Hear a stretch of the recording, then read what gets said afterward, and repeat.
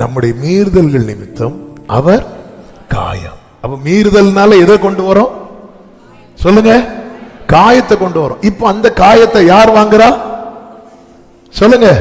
சத்தமா சொல்லுங்க. அப்பா நாமத்தை சொல்ல வெட்கப்படவே கூடாது. சத்தமா சொல்லுங்க, இயேசு. மீறுதல் எதை கொண்டு வரும்? அந்த காயத்தை இப்ப யார் வாங்குறா? ஏன் மீறுதல்னால இப்ப யார் காயப்பட்டா? அப்ப ஏன் மீறுதல்னால இயேசு காயப்பட்டார் என்று நான் விசுவாசிக்கிறேன் என்றால் அவருடைய தழும்புகளால் எனக்கு என்ன கிடைக்கிறது? சுகம். இப்ப சாத்தா வரோம், சாத்தா வந்து சொல்றான் மீறுதல்னா காயம், இவனுக்கு அந்த காயம் கொடுக்கணும்.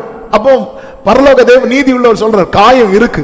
காயம் எங்க இருக்கு? தழும்பு காட்டுங்க, தழும்பு காட்டுங்க சொல்லும் போது அந்த இடத்துல யார் தழும்பு காட்டப்படுது தெரியுமா? இயேசுவின் தழும்பு காட்டப்படுது. அப்போ என் மேல விழ வேண்டிய அந்த தழும்பு அவர் மேல விழுந்ததுனால எனக்கு அந்த தழும்பினால சுகம் கிடைக்கிறது.